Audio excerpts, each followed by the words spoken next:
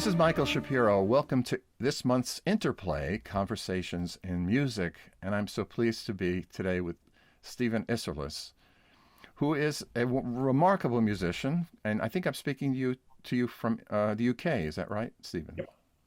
At home in London. And I am at home in Chappaqua, New York, north of New York City. And here we are talking about our favorite topic, which is why should anyone listen? But more than that, why do they listen?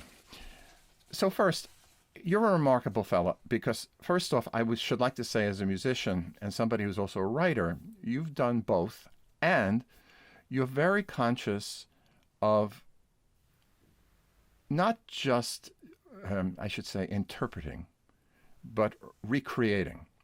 And let me go to this. You've written about some of your quotes, enthusiasms among composers, which I love this. It's on your website. People should refer to it.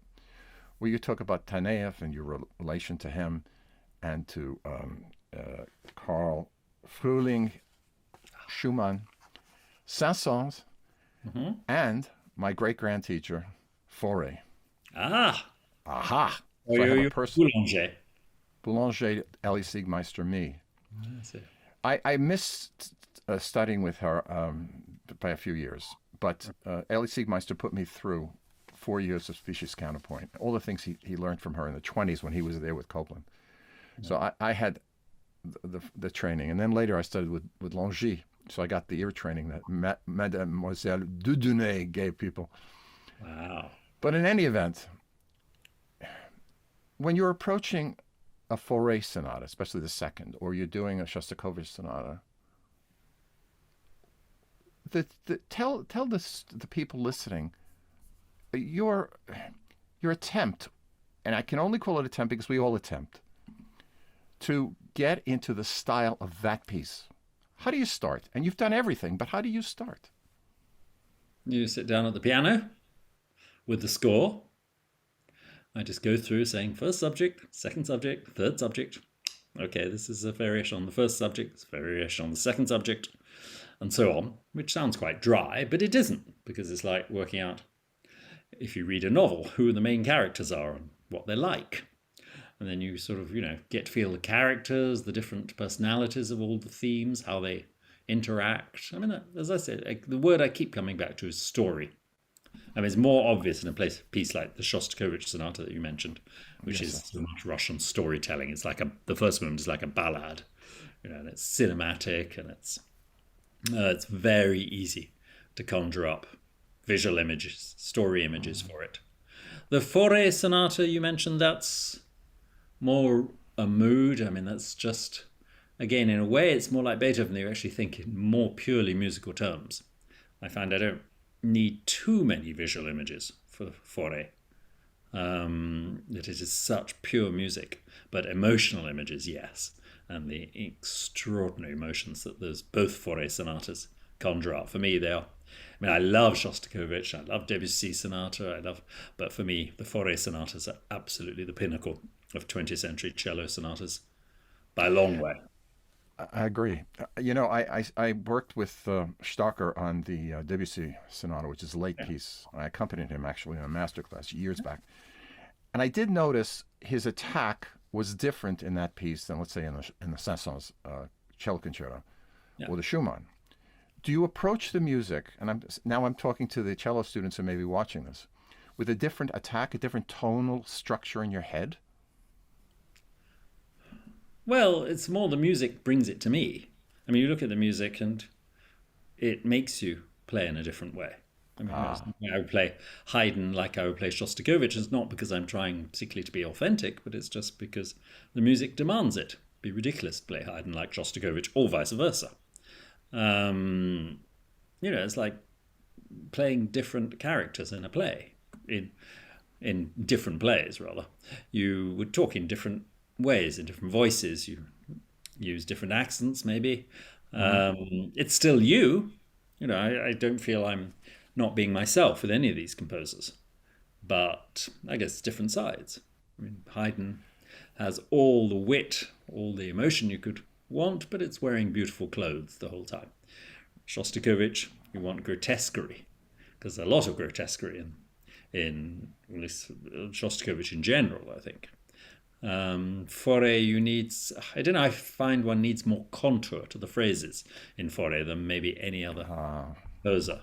I find, there's a lot if I'm playing with people, and some people are born to play Fauré, and some people they're not natural Fauré players, I find. And the ones that are born to have this naturally sort of undulating lines that I find so beautiful in Fauré, and it just comes. Like Connie Shi, for instance, with whom I played the sonatas so many times. She was born to play Fauré. Can one not be born to play something, but learn it, nurture versus nature? Of course. You say of course, but it's not always the case. I've experienced, at least in coaching people in all kinds of things, that sometimes it's not quite there. How can the student, again, I love talking to that student out there, how should that student find the style and the attack and the way of phrasing? Because you're a master phraser. Well, I can think of ways they shouldn't. Certainly not by listening to other performances. Certainly not by playing in a way that isn't natural to them, that they think is the style. I mean, that we get so much with Bach. It drives me mad, the way people play Bach and think they're being authentic. There's nothing authentic about being mannered or affected or playing it so fast that you can't feel the beauty or the emotion of the music. You have to identify with the role like an actor. You have to become the role. And I guess just by studying it more and more, the more you study a piece, the more it will reveal itself. And I don't mean by practicing it. I mean by looking at the score and thinking about it. And thinking what it's really saying, thinking where all the phrases lead, where they lead away from. I mean, some people are very good at going to the center of a phrase, but they forget to come away from it. Or some people don't know where the center of each phrase is, which you have to do. You have not just by instinct. I think you actually need to know where the center of a phrase is, or part of a phrase. Because each phrase or part of a phrase has a central point that the music will go towards and then come away from. And it's important to know that, even consciously. Do you know more now than you did? Oh, yeah, because I'm studying all the time. That's right. I had a conversation once with Elizabeth Furtwängler, who told a story to my teacher, Karl Bamberger, and it's an interesting one. She walked past the study once, and Furtwängler was studying Brahms 1. About to in the late 40s or early 50s, about to conduct it in Vienna, Berlin, whatever it was. She says, "Wilhelm, what are you doing? You've conducted, how many times have you conducted that?" He said, 60 times, 70 times, I don't know. She says, "Why are you looking at it?" And he said, "I might miss something."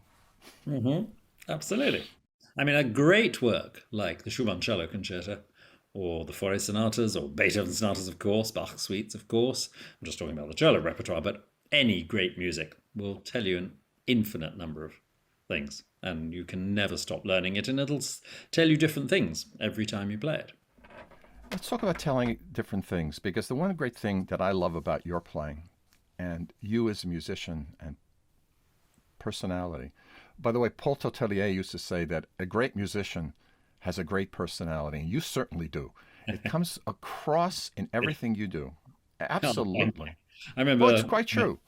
I suppose I must have met Tortelli a few times, but I think the last time I met him, he heard me play the Bloch pieces from Jewish Life at the Rostropovich's Cello Festival in Washington. I remember the next day, he said, he was very nice about it, and then he said, "But a great cellist needs," and he started listing things, and he said, you have that. And I'm sure he was going to tell me things I didn't have, but luckily, maybe not luckily, he got sort of sidetracked and was so carried away with his own eloquence, he forgot to tell me what it was I didn't have. Well, you have the personality.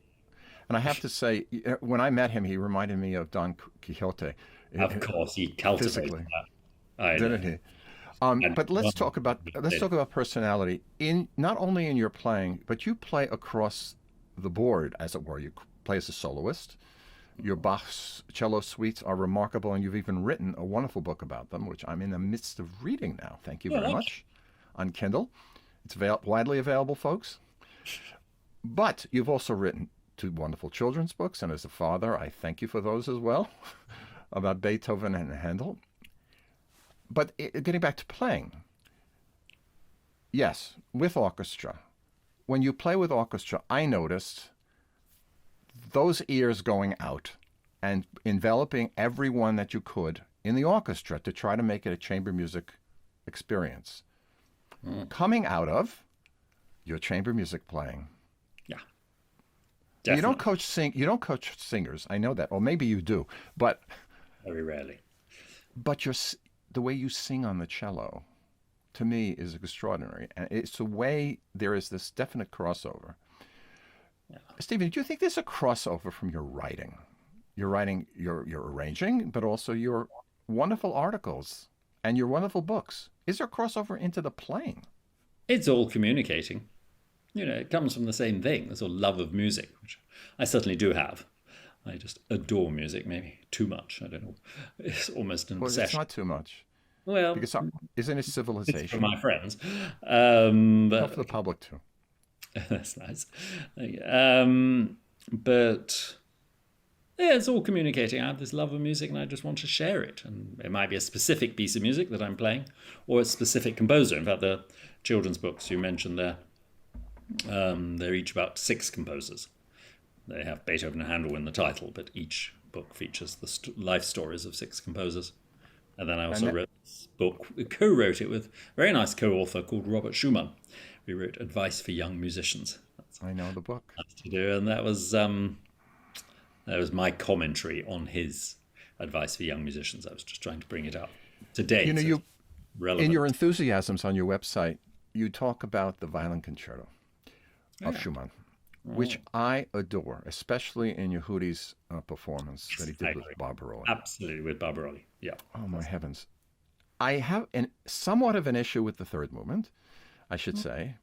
It's a little herky jerky, but perhaps. But those first 2 movements, oh my I heavens! think I've had problems with the last one until I taught it. And then when I actually looked at the score, I think this makes perfect sense. But you always hear too much of the violin. It's Ah, actually really another chamber music piece. And if the orchestra leads, it makes perfect sense.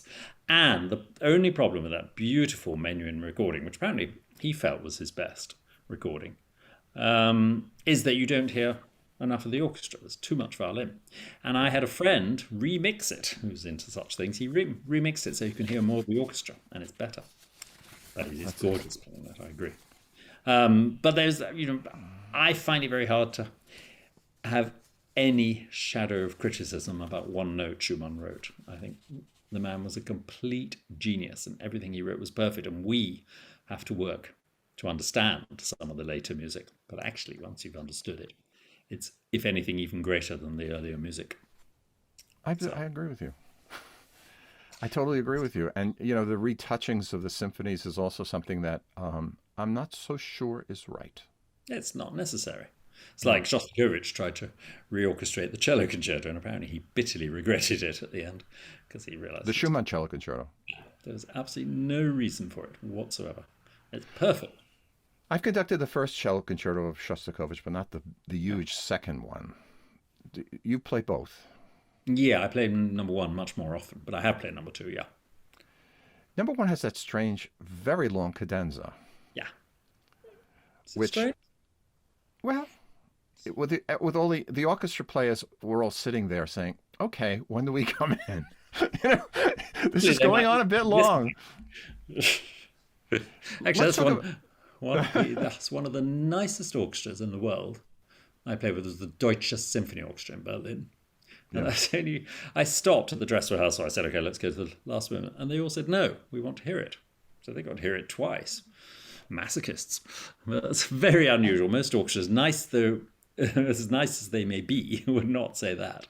Well, That that's was very very rare special. because the conductors want to practice and not wait that movement. Oh, But conducted. well, look, I've spoken to some soloists, which I find very interesting. Some of them are very cautious and don't speak about conductors too much. But the one that I spoke to, and I will mention her name, is Simone Dinnerstein, where she spoke, the pianist, where she speaks about collaboration. There's a famous story of Klemperer with, what's his name? Oh my God, the American pianist who recorded with Cell. In any event, they Bjorn went Fletcher. through. Leon Fleischer, thank you, who passed away recently. And they went through days and days of rehearsals with Klemper, and Klemper saying nothing to Leon Fleischer the whole time until the dress, and he looks at Fleischer at the end, he goes, "Good." And that was it. So, but the thing that Simona spoke about is that to use the word of the show, the interplay between the soloist and the conductor and the orchestra is for her a rare experience, which shocked me because it's the thing I love the most, is dealing with that soloist and dealing with the orchestra and just bringing in this wonderful chamber music and listening experience. Mm-hmm. Now, getting back to, for example, the ranges, as a composer, I'm very interested in this. The ranges of the cello. If you listen to the Dvorak cello concerto, isn't it quite high in the tessitura? A lot of it?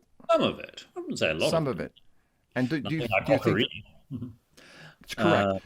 But and also in Elgar, which I've done, you notice the orchestra's commenting on what the cello is doing mostly, mm-hmm.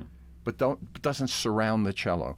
So in a question of tessitura, do you think there is an issue for the composer in writing a cello concerto with range and covering the instrument because of the overtones? I don't know what it's because of, but the cello is not such a loud instrument. I mean, I'm not the loudest cellist in the world, and I don't want to be. That's not my way. But the cello is not. If I play with a violin, if you hear a cello and violin play together, it's very, very rare that you hear less of the violinist than of the cellist. The violin is higher and more piercing, and the cello, by its nature, shouldn't be like that. It should be a mellow, lyrical instrument. Which, of course, is exciting as you like. I mean, Shostakovich in the first concerto doesn't use it much that way. He finds a brilliant new way to use it. But generally, I'd say, well, like the Dvorak is heroic, but it's also very lyrical and very intimate. And Dvorak is, for me, perhaps the more difficult of the great concertos balance-wise. You do have to be very careful. And it was said at the first performance in London in 1896. He said, unfortunately, couldn't hear the cello enough. That is always a problem, the Dvorak, because it is a big orchestra. But again, I think it's chamber music.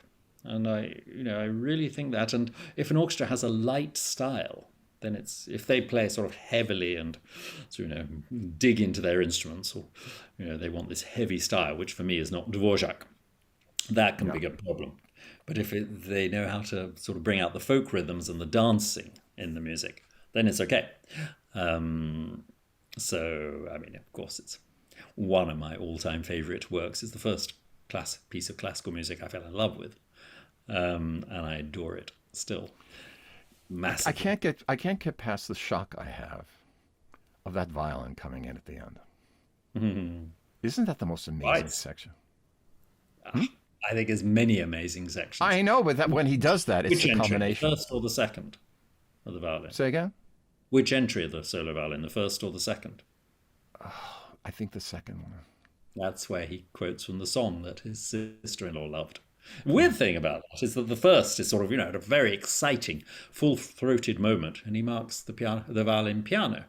I think cello's fortissimo, just trilling. And then the second time, where it's really gentle and lyrical and inward-looking, he marks it forte. That, for me, is a very strange thing. It always gives me the chills. I just love the way that he does that. Oh, the whole piece is just genius. Talking about the personalities of composers, when we first met just before the broadcast, you mentioned this guy whose house I was just at in Vienna, and the so-called Figaro House. But the personalities of composers and the ones that you have played, from Bach to Addis and everyone else these days, I think about this greatly when I'm studying a score, because I think one has to be a little extracurricular, don't you think? In not just dealing with the music telling you what to do, which it has to do, but knowing something about the human beings. I mean, I cannot deal with Wagner. I cannot do it. I cannot conduct it. I'm poor at it. I've never been accustomed to it.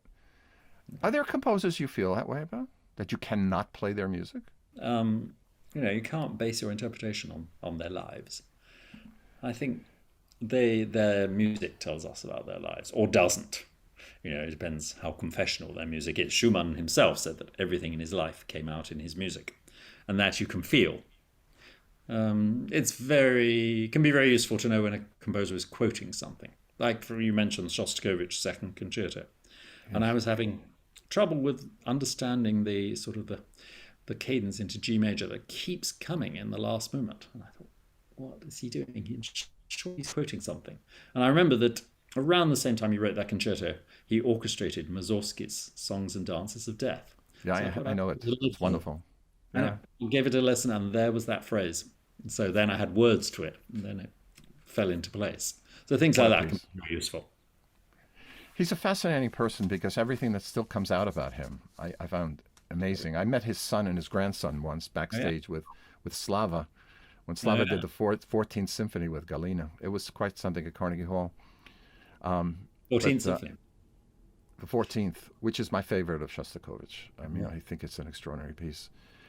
I'm not saying from the lives we necessarily get something, but I do believe that if you don't have a sense of their lives and where they come from, it's sometimes just difficult in abstractly looking at the score. It's just not enough sometimes. I'm not saying always. But on the other hand, it can also have a negative effect. I mean, yes, I think so.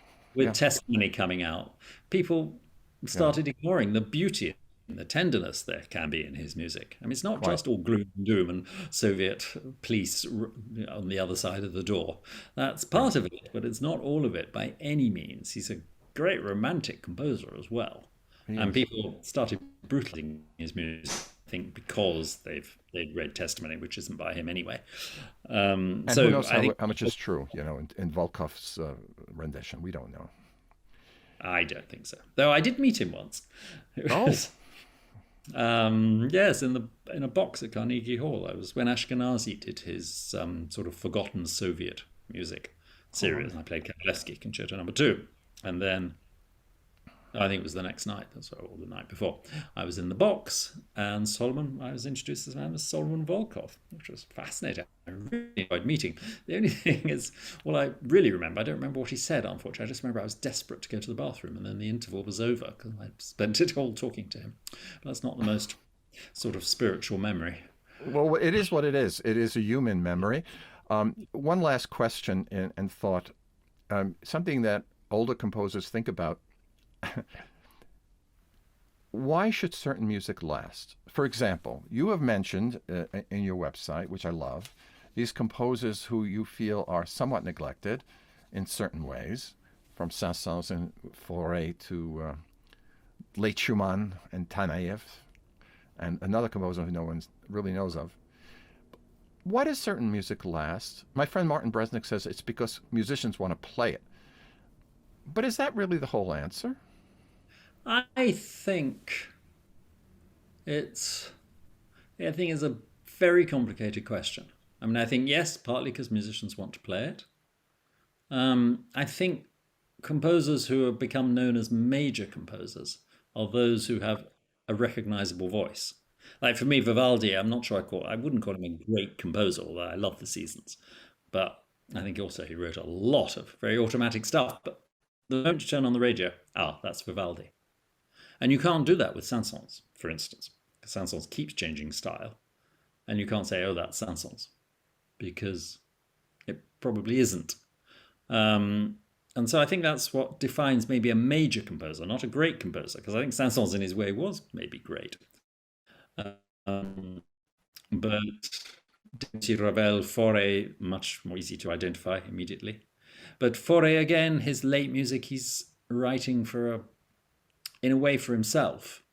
So it's never going to be sort of fill the concert halls. It's never going to be a Mahler, he's Mahler symphony or whatever. It's never going to have that effect on people. It's a sort of, his late music is ecstatic, and I think it's totally wonderful, but I don't expect it ever to be as popular as Mahler or whatever, or Shostakovich. Because he wrote the Requiem. Fauré wrote the Requiem for himself. Maybe most composers wrote their requiems for themselves, like your friend there, and Schumann, and Yes. It's an interesting comment. I mean, Verdi, they have to push him to do it. But, it's interesting about the Fauré Requiem, which is just such an incredibly wonderful, deep feeling piece. One last He wasn't thought. religious. I'm sorry? What did you say? He wasn't even very religious, if No, he was religious at not. all. He was not. And it's kind of a very Catholic piece. You think, yes, sir. Different elements of music, melody, harmony, timbre, rhythm, chordal structure, all the things we learn in conservatory. And you talked about story when we started. I'm not talking about Rachmaninoff melodic line, but I've had this conversation with many musicians, in that the fact that if one is not a great melodist in the writing or in the playing, there's no story to be told. Now, you could say that there are germs in Beethoven's music, or Haydn certainly, that aren't like this guy who was a natural tunesmith. Some people really have to work at it. But if all the elements are not working in the music of Boccherini or Addis or anybody in between, does it not rise to where it should? Or how important are these? Quincy Jones, for example, calls melody number one. How do you feel about all that? Wasn't he another Nadia Boulanger student? He was, sorry. I don't know. I think it helps composers to be popular. Well, it helps to be great music. I mean, like, one of my very favorite British composers is Frank Bridge. But as his style became more complex and for me more interesting, as he really wasn't bothered about writing beautiful melodies like Elgar writes, these gorgeous melodies. And therefore, he's popular and he reaches people's hearts immediately. Bridge was going sort of elsewhere, and doesn't make it any less great. It just makes it slightly more difficult to, like, Taneyev for me is the most wonderful composer, but I don't particularly, I don't go around humming Taneyev melodies like I would Tchaikovsky. But listen, I'm not talking about beauty. Stephen, if I may interrupt, I'm not talking necessarily about beauty. No, I mean, but even melody. I can't think of a Taneyev melody particularly. Whereas, you can think of so many Tchaikovsky melodies. And that's why Tchaikovsky will always be more popular. But, Taneyev is great in his way too. He's just, as Fauré said of his music, and he was probably talking mostly about his late music, he said, I realize my music is not for everybody. I mean, I wish it were for everybody, and I play it as often as I can and hope it is for everybody. But I realize it's more challenging. Late Fauré is more challenging than early Fauré, for instance. Isaac Bashevis Singer, in his novel, said that without story, there's no novel writing, which is an interesting comment from somebody like him. Is that true of melody? Yeah. You don't think it's true of melody? Of music. I think it's true of music. There's always a story. Even if the melodic line is lacking? Well, lacking. It might just not be a memorable tune. It doesn't mean to say the melodic line is lacking. Well, lacking in the sense of not generating the piece. I mean, if you talk about, is da-da-da-da the greatest melody in the world? I don't think so. I wouldn't even say the Ninth Symphony, the Ode to Joy, is the greatest melody in the world. No, that's quite simple. Yeah, but simple. It's what he does. It's the flowering of the germ. That's what's important. That is what's important. I just find these questions so interesting. I'm sorry? It's what the composer does with the material. Yeah. And then what you do as a player. Hopefully is try it and really reflect what the composer's done. That's my job. That's your job. It should be. It should be. I can't say honestly I think of it as a job. More a vocation. But yeah, my task is to become that composer's music. I mean, as I said, if I were to play Hamlet, I would want to become Hamlet as an actor. And it's exactly the same with music. Telling the story. Steven Isserlis. Character. Steven Isserlis, remarkable cellist, musician, writer. I could listen to you all night. Friend of all of us. Thank you. Teacher, showing the way. Thank you for your stories. And keep on telling them, because we need to hear them. Thank you very much. You're very welcome. I am so pleased to have Steven Isserlis on my broadcast. Thank you for joining us. Pleasure. This is Michael Shapiro on Interplay Conversations in Music. Until next time, thank you.